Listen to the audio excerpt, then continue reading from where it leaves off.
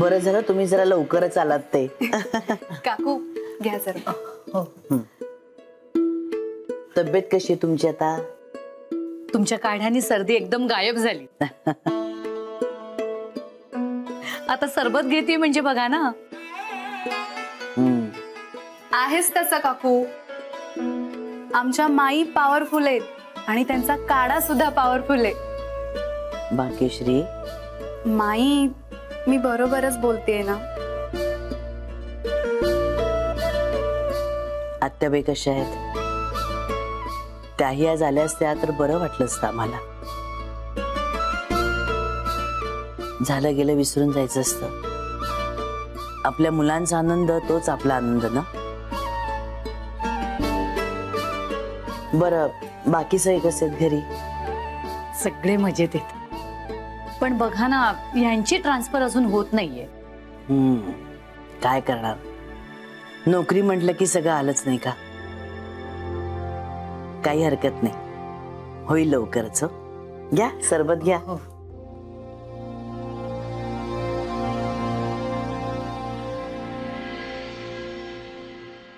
आमची अमृता दिसत नाहीये. तिच्यासाठी साडी घेऊन आलीये मी. अहो तिला असं तयार करतायत ना.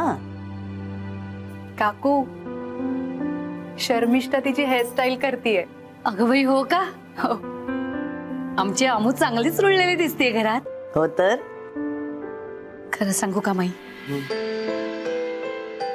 आता आणखीन यापेक्षा मोठं सुख असं कोणतं असतं आईला? असं काय करताय तुम्ही? शांत व्हा बघू. मी तुम्हाला आधीच म्हटलं होतं, तुमची लेक ती आमची लेक, हो ना? मग शांत व्हा. काकू मी ती साडी बघू? अगं बघ की.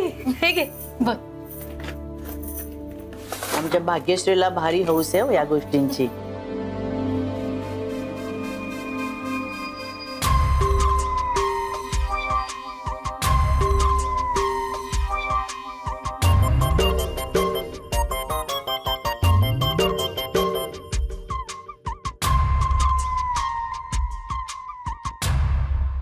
ही संक्रांतीची काळी साडी तुझ्यासाठी.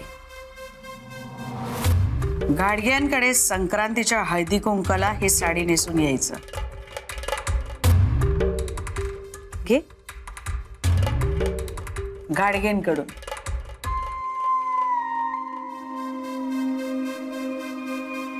माझ्याकडून तुला सप्रेम आमंत्रण.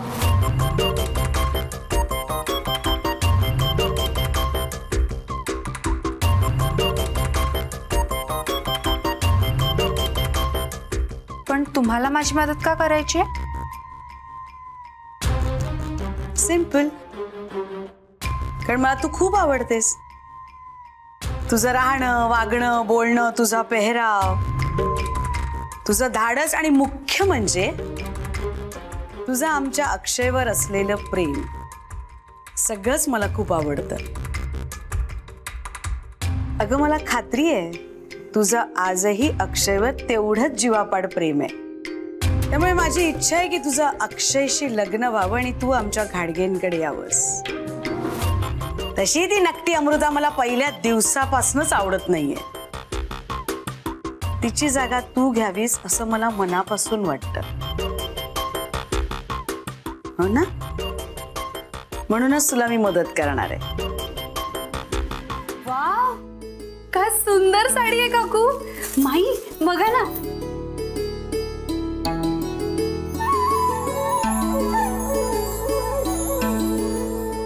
बघ. अरे वा, छान आहे नाही? छान आहे.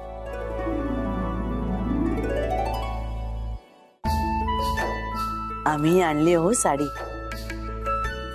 पण आमच्यापेक्षा तुमची जास्त छान आहे. आज तुमच्याकडचीच नेसू दे तिला साडी. मृदुला, जा ही घेऊन जा आणि तिला तयार करून आण.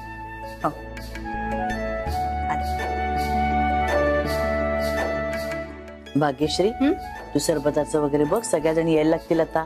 हो माई बघते. हं?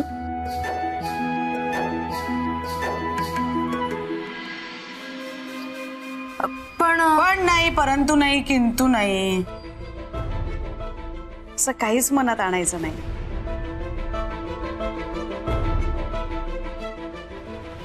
आमच्या गाडग्यांकडे माझ्याशिवाय आणि अक्षयशिवाय दुसरं कोणी तुझं स्वागत करेल असं वाटतंय का तुला? नाही ना. मग मी जे काही आता सांगितलं त्याच्याशिवाय तुझ्याकडे दुसरा काही पर्याय आहे? जरा नीट विचार कर, म्हणजे चटकन लक्षात येईल तुझ्या. थँक्यू. खरंच हुशार आहेस. अक्षयची पसंत अशी असूच शकत नाही, हुशार असणारच ती. काय ठरलं? तुझी आणि माझी जोडी, तुझी आणि माझी टीम. मी घाडगेंची बाजू सांभाळेन, म्हणजे सांभाळेनच. तुझ्या एक लक्षात आलंय का तुझ्या मार्गातला अडसर कोण आहे ते? हा, अडसर, हर्डल, स्पीड ब्रेकर, अडथळा. हा, माहितीये? नाही, कसं ग ते? गोड आहेस तू. अगं ती नकटी अमृता. हा, तुझ्या चेहऱ्यावर कळतंय मला. किती आंधळा विश्वास टाकतेस कियारा. तिच्या भोळ्या चेहऱ्यावर जाऊ नकोस हा. एक नंबरची बदमाश मुलगी आहे ती. जाऊ दे, मी नाही पुढचं काही सांगत. का? काय झालं? तुला सहन नाही होणार.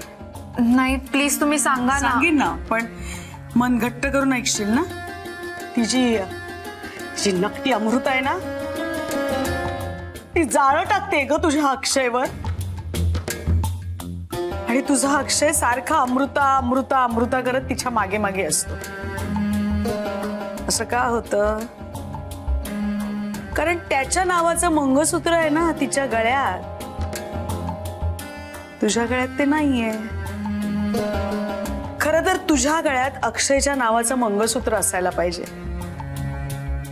त्याच्या नावाचं कुंकू तुझ्या कपाळावर असायला पाहिजे. म्हणजे त्याच्याबरोबर पूजेला तुला बसता येईल, तो अधिकार तुला मिळेल. त्याच्या हाताला हात लावून पूजेच्या वेळेला मम म्हणण्याचा अधिकार तुला मिळणार. पण हे सगळं केव्हा शक्य आहे?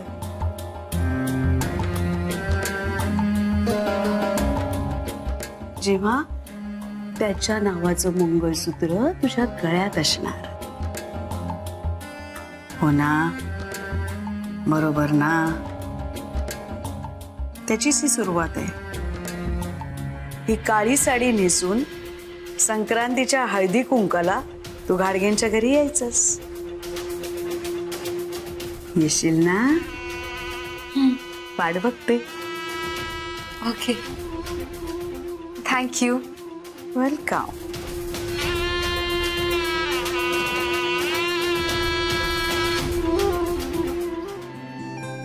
झालं.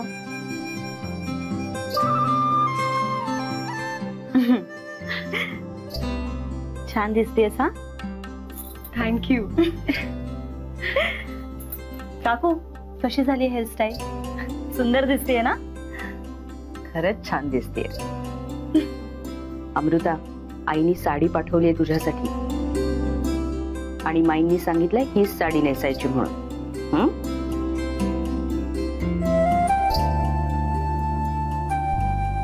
शमू, जरा बाहेरचं बघतेस? मी साडी नेसवते तिला.